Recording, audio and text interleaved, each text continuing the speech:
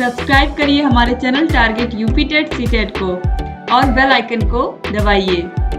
Hello दोस्तों, मैं आनंद स्वागत करता हूं आप सभी का आपके अपने channel target UP TET CTET में और ऐप अस्तित्व एकेडमी में। दोस्तों, आपके डीएलएड फोर्थ सेमेस्टर का जो 2024 में पेपर हुआ था, देखिए जनवरी 2025 में मैं आपको ये पेपर सॉल्व करा रहा हूं और ये जनवरी 2024 में पेपर हुआ था, जबकि ये परीक्षाएं जो है 2023 में ही होनी थी। ठीक है, तो इसको कई जगह ये पेपर आपको 2023 का भी लिख करके मिलेगा। ठीक है, डीएलएड फोर्थ सेमेस्टर 2023 में फोर्थ सेमेस्टर की जो परीक्षा होनी थी वो हुई थी जनवरी 2024 में। तो ये पिछले साल का 2024 का आपका पेपर है, इसी समय जनवरी माह का। अब जैसे आपका फोर्थ सेमेस्टर का 2024 में ही परीक्षा हो जाना था, लेकिन जनवरी क्या फरवरी 2025 में हो रहा है, तो उसी तरीके से ये आपका पेपर है। ठीक है, अब समझ गए जो बात मैं आपको बताना चाह रहा था, वो आप समझ गए कि ये पेपर जो आपका हुआ था जनवरी 2024 में हुआ था, तो इसलिए 24 कहीं लिखा मिलेगा आपको और कहीं 2023 ही लिखा मिलेगा। ठीक, तो इसमें कंफ्यूज नहीं होना है। अब पेपर हम देखेंगे, यहाँ पे सॉल्व करेंगे और इस क्लास को आप लाइक कर दीजिए, अपने सभी दोस्तों में शेयर कर दीजिए और कॉपी पेन लेकर के बैठ जाइए। इतना काम कर लीजिए, लाइक करिए क्लास को, अपने सभी दोस्तों में ग्रुपों में शेयर करिए, कॉपी पेन लेकर के बैठिए और आप खुद से एक एक प्रश्न यहाँ पे सॉल्व करिए और आप देखिए कि कौन सा प्रश्न मैं कर पा रहा हूं, कौन सा नहीं कर पा रहा हूं, कौन से में गलती हो रही है तो क्या गलती हो रही है, कहां गलती हो रही है, और सॉल्यूशंस को सारा मिलाइए और खुद को देखिए कि कितना स्कोर मेरा हो पा रहा है और कितने टाइम में पेपर मैं कर पा रहा हूं। ये सारी चीजें आपको ध्यान में रखना है, क्योंकि आपको एग्जाम में लिमिटेड टाइम, एक ही घंटे का टाइम मिलता है, जिसमें और भी काम करने होते हैं परीक्षा हाल में जब आप बैठते हो। ठीक, तो पूरे घंटे नहीं मिलते हैं, ये समझिए। और यहाँ पे आप जितनी अच्छी प्रैक्टिस रखेंगे, जितना कॉन्सेप्ट आपका क्लियर रहेगा, उतना ही अच्छा आप स्कोर कर पाओगे। और मेरा प्रयास है कि आप 25 में 25 स्कोर करके आओ। ये देखिए, जब पेपर हुआ था तब भी मैंने सॉल्व कराया था, अब मैं दोबारा सॉल्व करा रहा हूं आपके लिए, लगातार लगा हुआ हूं कि एक एक प्रश्न आप लोग को समझ में आ जाए, बहुत अच्छे से आपको चीजें समझ में आ जाए। तो इसलिए आपको भी मेहनत करना है, जितना समय आपके पास बचा है पूरा आप पढ़ाई में लगा दीजिए और मैथ डेली प्रैक्टिस करिए। डेली मैं आपको प्रैक्टिस करवा रहा हूं। तो चलिए स्टार्ट करेंगे। देखिए, प्रश्न संख्या 1 है, समीकरण 3x बराबर 4.5 और 4x बराबर 4x धन y बराबर 14 के हल में y का मान है। अब यहाँ पे दो समीकरण आपको दिए गए हैं, बोल रहा है कि y का मान क्या है। तो पहले समीकरण में तो देखिए कि आपको 3x बराबर 4.5 दिया, इसमें तो y है ही नहीं, तो यहां से x का मान निकालिए। 3 गुणे x था, उधर जाएगा भाग हो जाएगा, 3 से भाग जाएगा तो 3 एकन्नम 3 और 3 पच्चे 15, 1.5 x का मान कितना आ जाएगा 1.5। अब इसके बाद इस x को मान को यहां समीकरण 2 में रख दीजिए। तो 4 गुणे x था, तो x की जगह कितना लिखेंगे 1.5 धन y बराबर 14। अब देखिए 4 का गुणा 1.5 में होगा तो 6 हो जाएगा और धन y बराबर 14 और y बराबर हो जाएगा 14 माइनस 6, धन 6 उधर जाएगा, ऋण 6 हो जाएगा और y बराबर 8। यानी कि y का मान कितना आ गया 8। y की जो वैल्यू आ गई यहां से 8 आ गई, जो कि ऑप्शन डी में दिया गया है। ऑप्शन डी आपका बिल्कुल सही हो जाएगा यहाँ पे। अब इसके बाद देखेंगे हम, प्रश्न संख्या 2 है, 0.000081 का घनमूल है। ठीक, अब इस संख्या की जो संख्या घनमूल होगी, जैसे मान लेते हैं कि x घनमूल होगा इस संख्या का, तो हमको पता है कि अगर x का हम 3 बार गुणा कर दें तो हमको ये संख्या मिलनी चाहिए जो दी गई संख्या है। ठीक, देखिए कितना शून्य है, 4 शून्य और 8 1, यानी कि 6 स्थान पे दशमलव है और यहाँ पे x का 3 बार गुणा करने पे, मतलब कि हमको वह संख्या निकालनी है जिसका 3 बार गुणा करने पे ये मिलता हो। तो अब समझिए कि एक्स क्यूब बराबर है 0.00081। एक बार और शून्य है यहाँ पे लिख लीजिए 0.0000081। ठीक, ये हो गया। अब इसके बाद समझिए कि क्यूब को अगर उधर भेजें बराबर के तो ये क्यूब रूट हो जाएगा। और क्यूब रूट में अब देखिए 81 को क्या लिख सकते हैं, 81 मतलब इस संख्या को लिख सकते हैं 81 गुणे 10 के घाते ऋण 6। 6 स्थान दशमलव जो है हमारा ऋण 6 ना लिख करके आपको ज्यादा समझ में आएगा। ये 81/6 शून्य लिख दीजिए एक के आगे। ठीक है, देखिए एक के आगे 6 शून्य से ऊपर गुणा करेंगे तो दशमलव हट जाएगा और नीचे गुणा होगा तो ये बटे में आ जाएगा। समझ गए आप। अब यहाँ पे सॉल्व करेंगे तो 81 को क्या लिख सकते हैं, 3 त्रिका 9 और 9 गुणे 9 होता है 81, तो 3 का 4 बार गुणा और ये है 10 के घाते 6। अब देखिए यहाँ क्यूब रूट है तो 3 को बाहर निकालना चाहेंगे तो 3 की जगह 1 3 बाहर निकलेगा। ठीक, और क्यूब रूट और यहाँ पे घात 6 है तो घात 2 बाहर हो जाएगी और यहाँ पे 1 अंदर 3 बच जाएगा। तो ये हो जाएगा आपका उत्तर आ जाएगा 3 गुणे क्यूब रूट ऑफ 3/100। ये आपका उत्तर आ जाएगा। ठीक, तो इस तरीके से ये आपका उत्तर होगा जो कि यहाँ आप देखेंगे तो कहीं नहीं दिया है। ठीक है, तो इसलिए ऑप्शन डी इनमें से कोई नहीं, ये बिल्कुल सही हो जाएगा। ठीक है, अब 81 किसी का घनमूल होता नहीं है। अगर जैसे यहीं पे 27 दिया होता तो आपका कितना आ जाता, आपका सिंपली अगर यहीं पे होता 0.0000027। ठीक, तो ये आपका इसका क्यूब रूट अगर आप लेते हैं, इसका घनमूल निकालते तो आपको मिलता क्या 0.03। ठीक, इसका 3 बार आप गुणा करेंगे तो 3 त्रिका 9, 9 त्रिक 27 और 6 स्थान पे दशमलव लग जाएगा। तो इस तरीके से इसका घनमूल आपको एग्जैक्ट मिल जाता है, लेकिन यहाँ पे 81 दे दिया है तो एग्जैक्ट मिल नहीं रहा है, तो इनमें से कोई नहीं है। तो ऑप्शन डी जो हो जाएगा यहाँ पे यह बिल्कुल सही हो जाएगा। अब इसके बाद देखते हैं हम प्रश्न संख्या 3 है।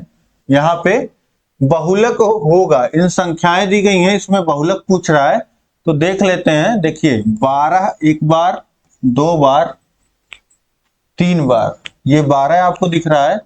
14 देखिए यहाँ पे 2 बार आया है और एक बार यहाँ आया है, एक बार यहाँ आया है। 14 जो है 4 बार दिख रहा है और बाकी संख्याएं जो हैं 13 2 बार दिख रहा है। तो सबसे अधिक बार जो हमको दिख रहा है 14 4 बार आया है। ठीक, तो सबसे अधिक बार दी गई संख्याओं में जो संख्या सबसे अधिक बार आए उसी को क्या कहते हैं, बहुलक कहते हैं। जैसे बहुत बार आए, ये भी समझ सकते हैं कि बहुत बार आए, सबसे अधिक बार आए। ठीक, तो बहुत से याद रखिएगा, जो बहुत बार आ जाए, सबसे अधिक बार आ जाए, वो हमारा बहुलक हो जाता है। ठीक, तो इस तरीके से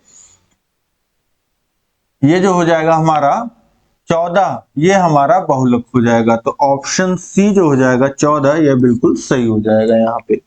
इसके बाद देखिए प्रश्न क्या 4 है, निम्नलिखित का मान है √2 + 1/√2 इंटू √2 - 1/√2। अब ये देखिए ये इस तरीके का है, a + b और a - b।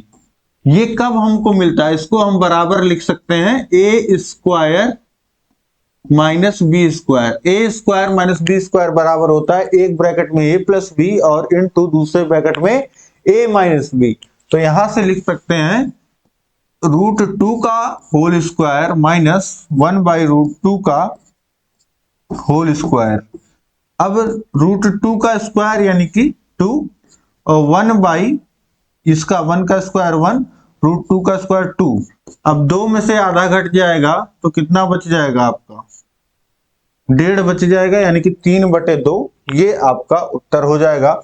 ऑप्शन सी में दिया गया है 3/2। यहाँ पे हर समान करेंगे 4 - 1/2 हो जाएगा, उत्तर आ गया 3/2। ठीक, तो इस तरीके से ये ऑप्शन सी आपका जो है 3/2 ये बिल्कुल सही हो गया। अब इसके बाद देखिए प्रश्न संख्या 5 है, sine 60 by cos 30 minus sine 30 का मान ज्ञात कीजिए। अब देखिए साइन 60 क्या होता है, साइन 60 होता है √3/2 और बाई कॉस 30 क्या होता है, कॉस 30 का जो मान होता है वो होता है √3/2 और साइन 30 क्या होता है 1/2 होता है।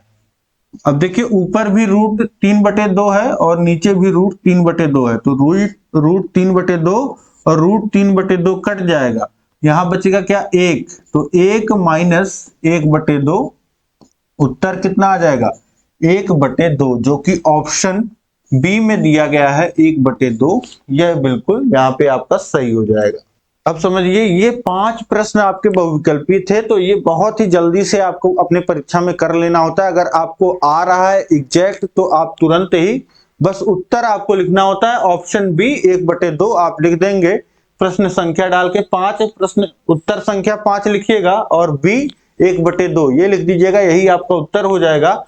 ठीक, लेकिन अगर आपको नहीं समझ में आ रहा है कि यहाँ पे क्या होगा, तो उतना आप कॉपी में अपने छोड़ के रखिएगा और इन 5 प्रश्नों में थोड़ा बहुत आप देखिए, ये चीज मैं कहूंगा नहीं कि आप किसी से पूछें, लेकिन अगर जरूरत पड़ती है तो पूछ सकते हैं, ठीक है, जिससे आपका जो कम से कम आप करके तो आए रहोगे, ठीक है। लेकिन यहाँ पे इतने अच्छे से मैं आपको बता दे रहा हूं कि ऐसी जरूरत आपको पड़ेगी नहीं, तो मैं आपको बता रहा हूं कि हाँ परीक्षा में आपको जब ऑप्शन आप क्लियर हैं तभी लिखिएगा। ठीक, अब इसके बाद ये 5 नंबर आपके पक्के हो गए। इसके बाद 6 प्रश्न आपको अति लघुत्तरीय के मिलेंगे, वो भी एक एक नंबर के प्रश्न होंगे। ठीक है, तो अब चलिए अति लघुत्तरीय प्रश्नों को देखते हैं। अब देखिए यहाँ पे अति लघुत्तरीय प्रश्नों को प्रश्न संख्या 6 से, प्रश्न संख्या 6 है 243 के घाते 3/5 को सरल कीजिए। 243 के घात में लिखा है 3/5। अब यहां पे हम क्या कर सकते हैं, आप देखिए सबसे पहले यहां 243 जो लिखा हुआ है इसके साथ आप सोचिए क्या कर सकते हैं। तो 243 को हम पहले तो किसी संख्या के गुणे के रूप में लिख लेते हैं। देखिए 243 देखेंगे आप तो 2 से नहीं कटेगा, तो यहां पे सबसे आसान तरीका जो है 243 को भी किसी संख्या के घात के रूप में लिखना और यहां घातों को सरल करने के बाद, जैसे 3/5 है, घातों को सरल करने के बाद फिर संख्या को निकालना, तो इसी तरीके से ये सरल होगा। तो सबसे पहले 243 को अगर किसी संख्या के घात के रूप में आपको लिखना है तो सबसे पहले इसका अभाज्य गुणनखंड करना पड़ेगा। अभाज्य गुणनखंड करने के लिए क्या करेंगे, 243 में हम देखेंगे किस संख्या से भाग जा रहा है। पहले 2 से भाग करेंगे, नहीं जा रहा है, 3 से भाग करेंगे। 3 से भाग देखिए यहाँ पे जा रहा है 8 और 1 81 बार में कटेगा, फिर 3 से भाग करेंगे तो 2 और 7 27 बार में कटेगा, फिर 9 बार में कट जाएगा, फिर 3 बार में, फिर 3 1 बार में कट जाएगा, जहां 1 आ गया वहीं पे रुक गए।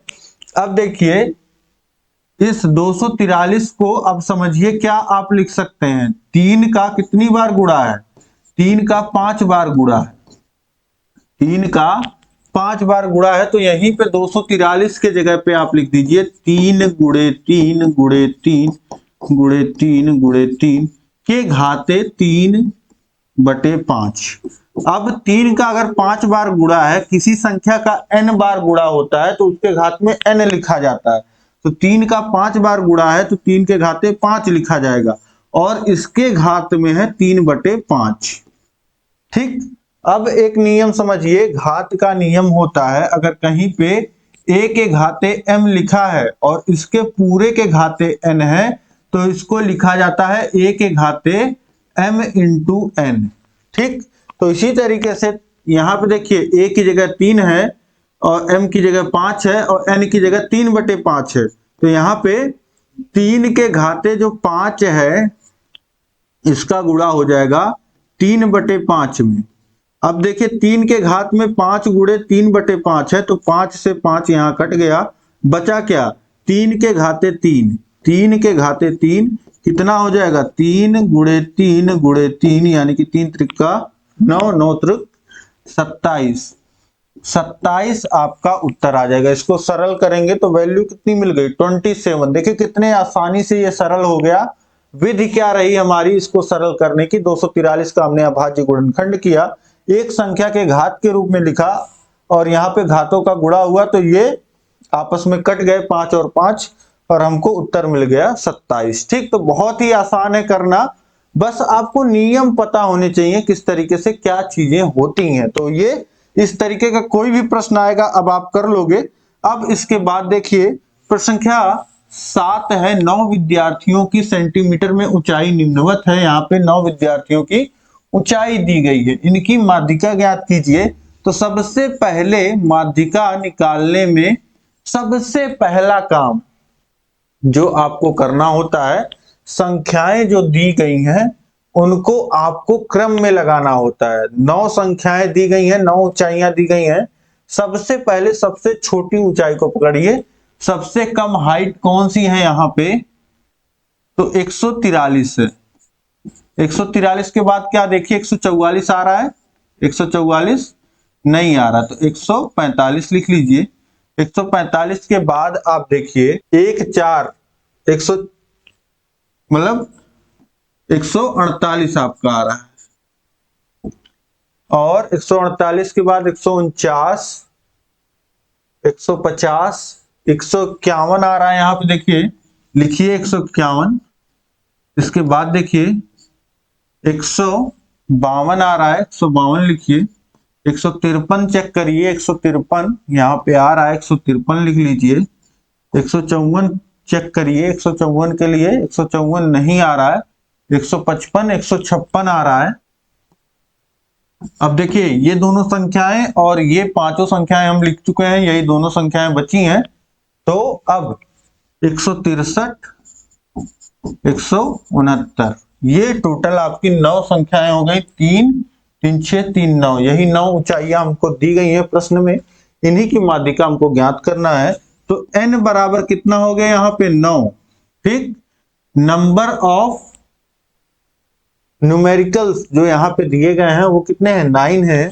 अब ये एक विषम संख्या होती है, ऑड नंबर होता है, तो यहाँ पे माध्यिका का जो फॉर्मूला लगेगा, माध्यिका का फॉर्मूला हो जाएगा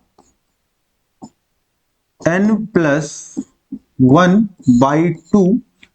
n और +1 ये दोनों अंश में है, अंश में ही जुड़ रहा है एक, धन n धन 1/2 पद का मान। अब देखिए n की वैल्यू कितनी है 9। ठीक, 9 धन 1 10, 10/2 कितना होगा 5, तो 5वें पद का मान। अब 5वां पद कहां है, तो प्रश्न में मत खोजने लगिएगा, जो आप उत्तर सॉल्व करना जहां से आपने क्रम में लगाया है, पहला दूसरा तीसरा चौथा पांचवा, 152। अब 152 ये आपकी माध्यिका हो जाएगी। आप देख पा रहे हैं कि 4 संख्याएं इधर छूट गई, 4 उधर छूट गई, जो बीच की संख्या है वही आपकी माध्यिका होती है। और अगर केवल जैसे यहाँ पे 10 संख्याएं होती तो 2 संख्याएं जो बीच की होती, जो आपका 5वां और 6वां पद होता उसका योग करके आधा कर देते, वो आपकी माध्यिका हो जाती। ठीक, तो इस तरीके से आप समझ गए माध्यिका कितनी आ गई 152। अब इसके बाद हम लोग देखेंगे प्रश्न संख्या 8 है, समीकरण x² + x - 12 बराबर 0 को हल कीजिए। तो x² + x - 12 बराबर 0। अब ये जो हमारा स्टैंडर्ड इक्वेशन होता है वो होता है ax² + bx + c बराबर 0। अब देखिए ax² की जगह क्या है x², तो a का मान कितना है, a का मान है 1 और b का भी मान है 1 और c का मान है -12। अब हम a इंटू c का मान निकालते हैं, तो 1 का गुणा -12 में तो -12 आएगा और b का मान 1 है। इस 1 को हम 2 पदों में तोड़ना चाहते हैं और इस तरीके से तोड़ेंगे कि गुणा करने पे -12 आ जाए और गुणा करने पे a इंटू सी -12 के बराबर आए और जोड़ने पे खुद b के बराबर 1 के बराबर आ जाए, तो अब किन दो पदों में तोड़ सकते हैं? तो 4 और -3। अगर x को हम लिख दें 4x - 3, तो 4x - 3 क्या होता है? x के बराबर होता है। तो वही चीज लिखी है, बस हमने यहां से, क्योंकि हमको गुणा -12 चाहिए और जोड़ 1 चाहिए। अब देखिए 4 और -3 का गुणा करेंगे तो -12 आएगा और जोड़ करेंगे तो -1 आ जाएगा। तो इसलिए x को हमने 4x - 3x लिख दिया, -12 बराबर 0। किस में तोड़ना है? देखिए x को 6x - 5x भी लिख सकते थे, 7x - 6x भी लिख सकते थे, लेकिन 4x - 3x ही क्यों लिखा? ये हमको यहां से पता चलता है a इंटू सी का मान से। ठीक है, तो अब ये समझ गए आप। अब इसको छोड़ दीजिए, इसको आपको लिखना नहीं होता है। ठीक है, ये हो गया। अब इसके बाद x कॉमन लेंगे आप, तो x + 4 बच जाएगा यहाँ पे, और यहाँ -3 कॉमन लेंगे तो x + 4 बच जाएगा बराबर 0। माइनस कॉमन आ गया दोनों जगह से और 3 कॉमन आ गया, तो x + 4 ही तो बचेगा। अब दोनों जगह x + 4 है, तो x + 4 कॉमन ले लीजिए। यहां से x + 4 कॉमन लिया तो यहाँ बचा x, और यहां से x + 4 कॉमन लिया तो -3 बराबर 0 के। अब हल करना है। हल करने का मतलब होता है x का मान निकालना। x की वैल्यू क्या है? तो देखिए x + 4 और x - 3 को उधर भेज दीजिए, यहां गुणे में है तो 0 के बटे में हो जाएगा x - 3। तो किसी शून्य के बटे में कोई भी संख्या होती है तो मान क्या होता है? शून्य हो जाता है। तो यहां से लिख सकते हैं x + 4 बराबर 0 और x बराबर -4 हो जाएगा। +4 उधर जाएगा, -4 हो जाएगा। इसी तरीके से x + 4 को उधर भेज देंगे तो x - 3 बराबर आपको 0 मिल जाएगा। x - 3 बराबर 0 बटे x + 4 और x बराबर 3। तो x की एक वैल्यू -4 और एक वैल्यू 3, ये आपको मिल गई यहां से। अब इसके बाद देखिए प्रश्न संख्या 9 है, 10 सेंटीमीटर लंबे और 7 सेंटीमीटर चौड़े आयत को लंबाई के परितः घुमाने पर बने बेलन के आयतन को ज्ञात कीजिए। अब आपको पता है कि जब हम आयत को घुमाते हैं तो क्या बनता है? बेलन बन जाता है। कैसे बनता है? कई लोग नहीं इमेजिन कर पा रहे होंगे, तो मैं यहाँ पे आपको बता दे रहा हूँ इमेजिन करके। कैसे इमेजिन आपको करना है? जो भी आपकी कॉपी किताब आपके पास है उसको ऐसे आप लीजिए और देखिए क्या बोला है।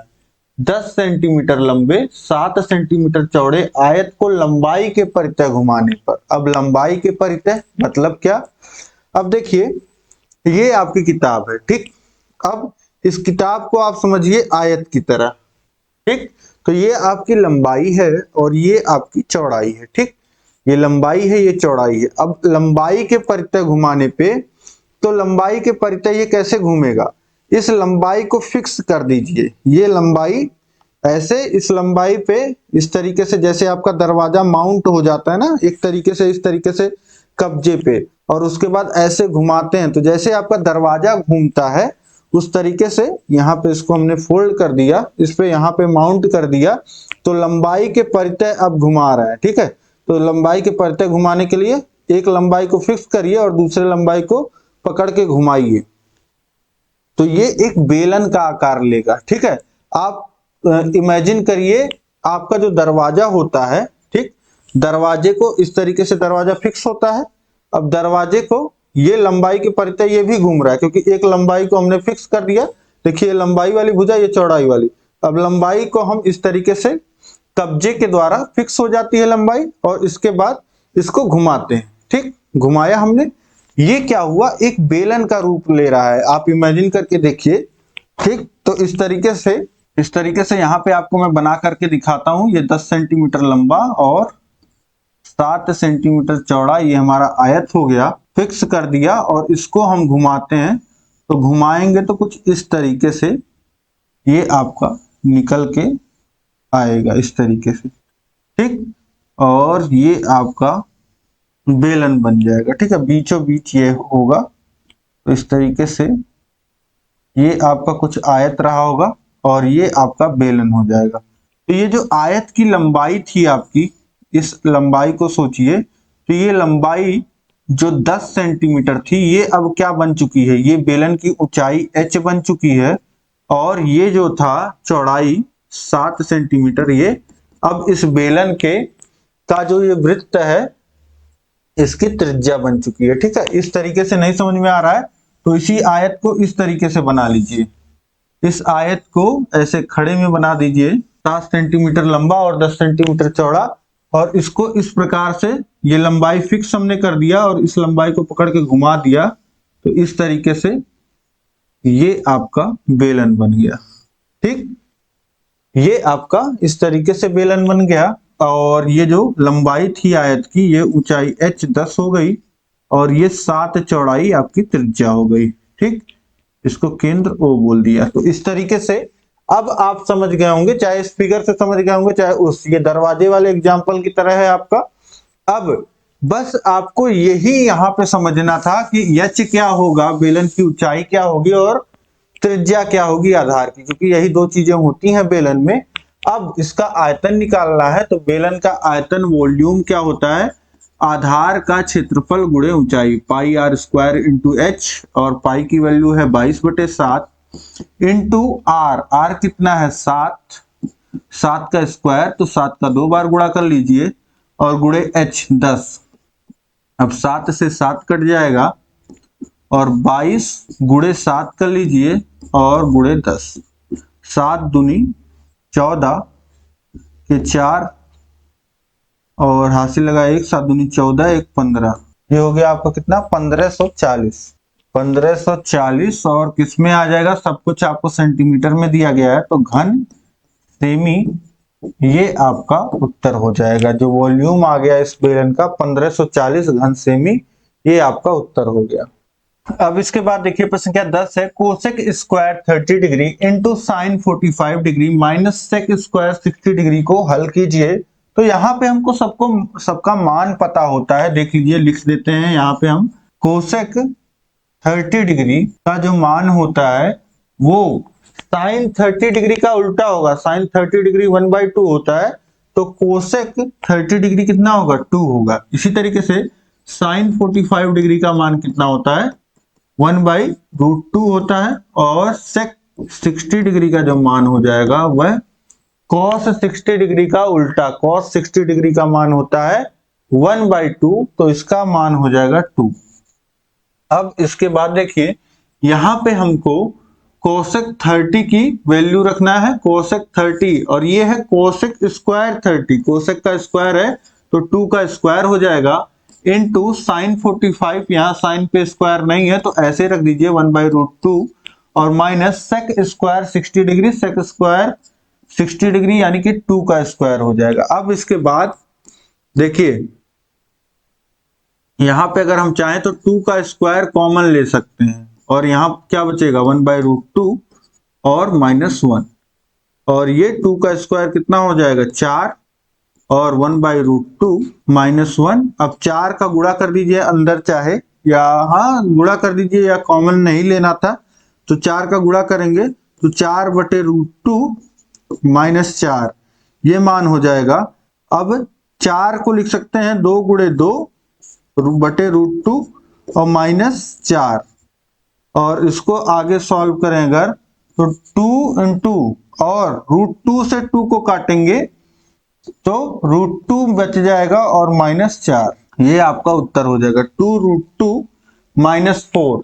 ये आपका देखिए यहाँ पे हर हमने खत्म कर दिया। ठीक है, √2 से 2 को काटेंगे, 2 को लिख सकते हैं 2√2 इंटू √2, तो एक √2 कट जाएगा, एक √2 बच जाएगा, तो 2 इंटू √2 -4, 2√2 -4, ये आपका उत्तर हो जाएगा। ठीक, तो इस तरीके से ये इसका हल हो जाएगा। अब इसके बाद देखिए प्रश्न संख्या 11 है, दो पासों को एक साथ फेंकने पर अंकों का योग 4 होने की संभावना ज्ञात कीजिए। तो दो पासों को जब फेंका जाता है तो 36 घटनाएं पॉसिबल होती हैं। मैं आपको बता दूं, अगर जैसे पहले पासे पे 1 आ रहा हो तो दूसरे पे 1 आ सकता है, पहले पे 1 आ रहा हो तो दूसरे पे 2 आ सकता है, 1 आते हुए दूसरे पे 3 आ सकता है, 4 आ सकता है। ठीक, और 5 आ सकता है और 6 आ सकता है। ठीक, ये अलग अलग घटनाएं हैं जिसमें हम मान रहे हैं कि पहले पासे पे 1 आ रहा है तो दूसरे पासे पे क्या क्या आ सकता है, दूसरे पे 1 से लेकर के 6 तक कुछ भी आ सकता है। इसी तरीके से पहले पासे पे 2 आते हुए दूसरे पासे पे 1 आ सकता है, 2 आ सकता है, इसी तरीके से 6 तक कुछ भी आ सकता है। ठीक, इसी तरीके से पहले पासे पे 3 आते हुए दूसरे पासे पे 1, 2 और इसी तरीके से 6 कुछ भी आ सकता है। ठीक, तो इस तरीके से 36 घटनाएं हो जाती हैं। पहले पासे पे अगर 4 आ रहा हो तो दूसरे पे 1 से लेकर के 6 तक कुछ भी आ सकता है, और इसी तरीके से इस पे 5 आ रहा हो तो दूसरे पे 6 तक कुछ भी आ सकता है, और पहले पे अगर 6 आ रहा हो तो दूसरे पे 6 तक कुछ भी आ सकता है। ठीक, तो इस तरीके से अब ये आप समझ रहे होंगे क्या भरा जाएगा यहाँ पे। ठीक, तो इस तरीके से लिख सकते हैं। अब समझिए कि बोल रहा है कि दोनों पासों पे जब फेंका गया तो दोनों के अंकों पे, जैसे इस पे 1 आया और इस पे 1 आया, पहली घटना ये हो गई कि दोनों पे 1 आ सकता है, या 1 2 आ सकता है, या 1 3 आ सकता है, पहले पे 1 दूसरे पे 3। इस तरीके से दोनों जो घटना हो रही है उस पे दोनों अंकों का 4 योग आने की क्या संभावना है। अब देखिए दोनों पे अगर 1 आता है तो योग कितना होगा, 2 होगा। दोनों पे अगर 1 और 2 आता है तो योग कितना होगा, 3 होगा, और यहाँ पे योग 4 हो रहा है। तो यही ऐसी ही घटना पूछ रहा है कि ऐसी घटना घटित होने की संभावना क्या है। तो 1, 3 ये हमको मिल गया, और यहाँ पे 2, 2 यहाँ पे भी योग 4 होगा, और यहाँ पे 3, 1, और इसके बाद ये तीनों लाइन में तो कुछ नहीं मिलेगा क्योंकि 4, 1 हो गया, योग 5 हो गया, 5, 1 और बड़ी संख्याएं हो गई सभी, तो योग 4 मिलेगा ही नहीं। तो यहाँ पे 3 केस ऐसे जब दो पासों को फेंका जाता है तो 36 घटनाएं घटित होती हैं। 36 घटनाओं में से ये 3 ऐसी घटना होगी जब पहले पासे पे 1 और दूसरे पे 3 आ रहा हो, या पहले पासे पे 2 और दूसरे पे भी 2 आ रहा हो, या पहले पे 3 और दूसरे पे 1 आ रहा हो। तो ये 3 घटनाएं ऐसी हैं जब पासे पे आने वाले अंकों का योग 4 होगा। ठीक, तो इस तरीके से अब हम प्रायिकता प्रोबेबिलिटी लिखेंगे। संभावना जो हमको निकालना है वो होता है हमारे अनुकूल घटनाएं बटे कुल घटनाएं। तो अनुकूल घटना हमारे फेवर में जो केस हमसे पूछ रहा है उसके अनुकूल घटनाएं कितनी है, 3, ये मैंने आपको बता दिया। अब ये लिख दीजिए 3, और कुल घटनाएं कितनी है, कुल घटनाएं 36 है। यहाँ पे कुल मैंने लिखा नहीं है, आप लिख सकते हैं, लिख के बताया भी है मैंने।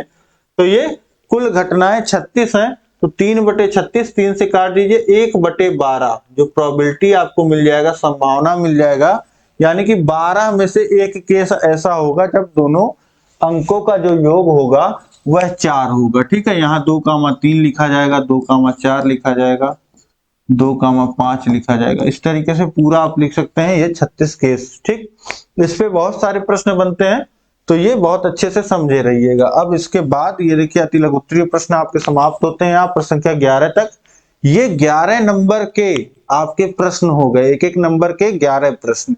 अब इसके बाद आपके लघुत्तरीय प्रश्न शुरू होते हैं जो थोड़े से लेंदी होते हैं, और आपको 2 नंबर देके जाते हैं। 7 प्रश्न आपको लघुत्तरीय वाले मिलेंगे, 14 नंबर ये हो जाएगा, और 11 नंबर पहले के, 25 नंबर आपके पूरे इस तरीके से आपकी परीक्षा में पूछे जाते हैं। अब इसके बाद देखिए लघुत्तरीय प्रश्नों में पहला प्रश्न है प्रश्न संख्या 12।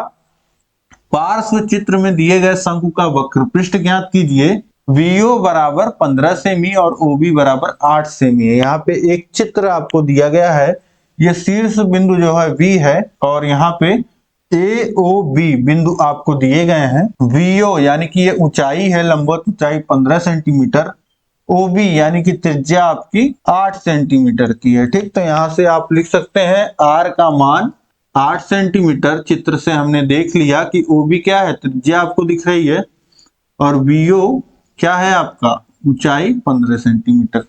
अब शंकु का वक्र पृष्ठ ज्ञात करना है। शंकु का वक्र पृष्ठ का फॉर्मूला क्या होता है, शंकु का वक्र पृष्ठ होता है पाई RL।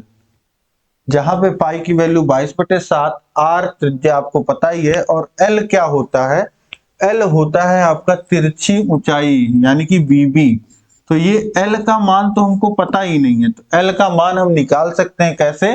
ये देखिए लंबवत ऊंचाई है तो ये कोण 90 अंश का होता है, और 90 अंश के सामने की भुजा कर्ण होती है। अब त्रिभुज बीओबी में, त्रिभुज या सीधे लिख सकते हैं, सबको पता है कि किसी भी वक्र, जो आपका किसी भी शंकु में जो तिरछी ऊंचाई का वर्ग होता है वह बराबर होता है आपके हाइट के वर्ग के और आधार आर के वर्ग के, पाइथागोरस प्रमेय से। और यहाँ पे एल की जो वैल्यू हो जाएगी अंडर रूट एच का स्क्वायर यानी कि 15 का स्क्वायर, और प्लस आर का स्क्वायर यानी 8 का स्क्वायर।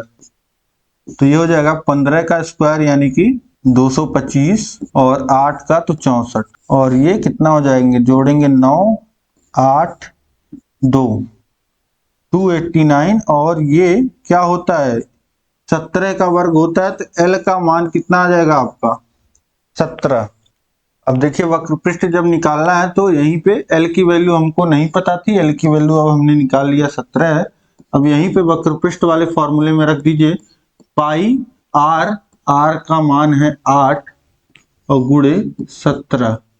अब देखिए 17 8 136, और पाई, पाई का मान हमने इस वजह से नहीं रखा क्योंकि पाई होता है 22/7 और 7 से कटने वाली कोई संख्या है नहीं, तो रखने का कोई मतलब नहीं है। तो 136 पाई, और ये वक्रपृष्ठ जो होता है आपका क्षेत्रफल होता है, देखिए दो लंबाइयों का गुणा हो रहा है, ठीक। तो ये आता है आपका, तब सेंटीमीटर में है तो वर्ग सेंटीमीटर हो जाएगा, या सेंटीमीटर स्क्वायर लिख सकते हैं। तो 136 पाई वर्ग सेमी ये आपका उत्तर हो जाएगा, ठीक। तो इस तरीके से आसानी से आप निकाल सकते हैं। इस तरीके से शंकु में अगर आपको मान लेते हैं यही पाइथागोरस प्रमेय हमेशा लगेगा, ये भी याद रखिएगा, हमेशा आपका शंकु में ये भी अप्लाई होता है, ठीक। तो ये याद रखिएगा फॉर्मूले की तरह, ये भी पाइथागोरस प्रमेय आपको पता ही है।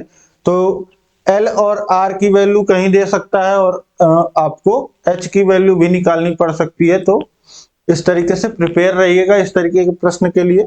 इसके बाद देखिए प्रश्न संख्या 13 है, एक समलंब चतुर्भुज की समांतर भुजाएं 25 सेमी और 12 सेमी है, उनके मध्य की दूरी 8 सेमी है, समलंब चतुर्भुज का क्षेत्रफल ज्ञात कीजिए। अब देखिए समलंब चतुर्भुज आपका ऐसा चतुर्भुज होता है जिस चतुर्भुज में जो दो भुजाएं होती हैं वो समांतर होती हैं, और दो भुजाएं जो हैं समांतर नहीं होती। मतलब चतुर्भुज के चतुर्भुज के चारों भुजाओं में से कोई एक युग्म जो होता है वो समांतर होता है। तो ये समांतर युग्म आपको दिया गया है 25 सेंटीमीटर और 12 सेंटीमीटर, और ऊंचाई h दोनों के बीच की दूरी जो दी गई है वह 8 सेंटीमीटर दी गई है। अब इसका क्षेत्रफल का फॉर्मूला क्या होता है, समलंब चतुर्भुज का क्षेत्रफल होता है दोनों भुजाओं का योग गुणे उन दोनों भुजाओं के बीच की दूरी।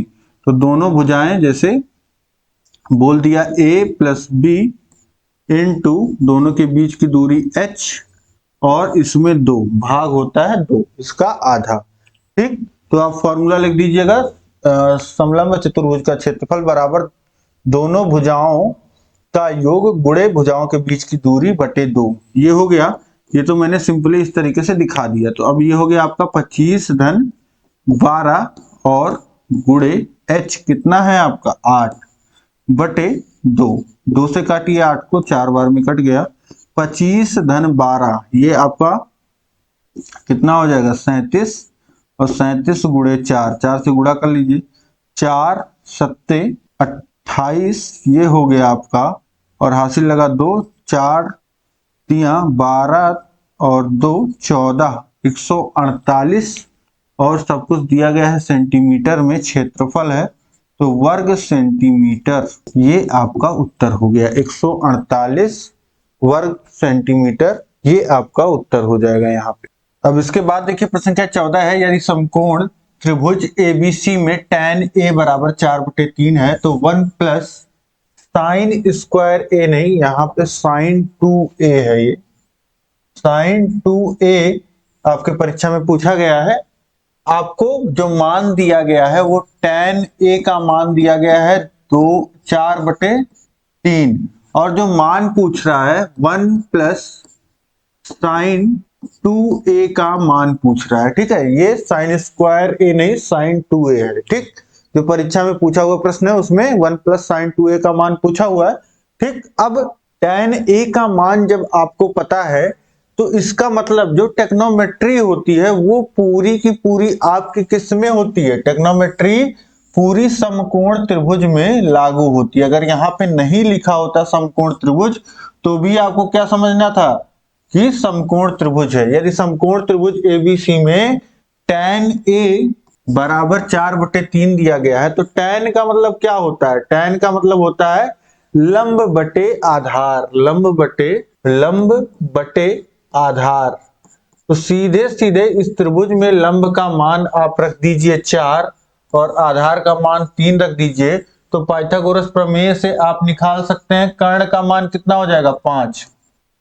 कर्ण का मान जब 5 आप निकाल लोगे तो यहीं से आप साइन ए की वैल्यू निकाल लोगे। साइन ए क्या होता है, साइन ए होता है लंब बटे कर्ण, यानी कि 5 बटे लंब 4/5, ये आ जाएगा साइन ए की वैल्यू।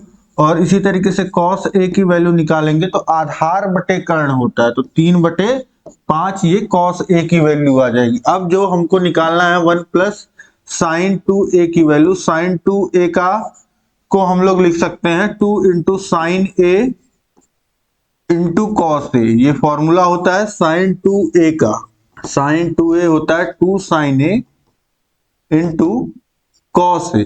ठीक, तो अब वैल्यूज रख दीजिए 2 इंटू, हमने tan a की वैल्यू हमको पता थी तो हमने त्रिभुज से बनाया, फिर साइन ए कॉस ए की वैल्यू निकाल दी। साइन ए की वैल्यू है 4/5, कॉस ए की वैल्यू है 3/5। अब गुणा कर लीजिए, यहाँ गुणे का चिन्ह लगा दीजिए। 1 प्लस 2 का गुणा 4 में 2 चौक 8, 8 त्रिक 24/25। अब यहाँ पे देखिए हर 25 है तो 1 धन 24/25, तो पूरे के हर 25 कर दीजिए और यहाँ हो जाएगा 25 से गुणा, 25 धन 24 कितना हो जाएगा 49, 49/25, ये आपका उत्तर हो जाएगा। ठीक है, तो इस तरीके से बहुत ही आसानी से ये आप जो है मान निकाल सकते हैं। अब इसके बाद हम लोग देखेंगे प्रश्न संख्या 15 है, संलग्न ABCD एक चक्रीय चतुर्भुज है, यदि कोण A 75 अंश और कोण B 82 अंश तो कोण C और कोण D का मान ज्ञात कीजिए। अब यहाँ पे एक वृत्त आपको दिख रहा है, वृत्त पे 4 बिंदु ABCD दिख रहे हैं जिनको मिलाकर के एक चतुर्भुज बनाया गया है। तो ऐसे चतुर्भुज को हम कहते हैं चक्रीय चतुर्भुज। और चक्रीय चतुर्भुज की प्रॉपर्टी होती है कि इसके सम्मुख कोण, ये आपको पेन दिख रहा है, इसके दोनों साइड क्या कहलाएंगे, सम्मुख कोण। ए के सामने C, B के सामने D। ठीक, तो A प्लस C, कोण A प्लस कोण C बराबर क्या होगा 180 अंश, क्योंकि यहां पे लिख सकते हैं चक्रीय चतुर्भुज के सम्मुख कोणों का योग 180 अंश होता है। A है 75 अंश प्लस C प्लस कोण C बराबर 180 अंश, तो कोण C बराबर हो जाएगा 180 माइनस 75 यानी कि 105 अंश। और इसी तरीके से कोण D का मान निकालेंगे आप तो 98 डिग्रीज आ जाएगा, दोनों का योग 180 आना चाहिए, तो ये आपका हो जाएगा 98 डिग्रीज, कोण D का मान 98।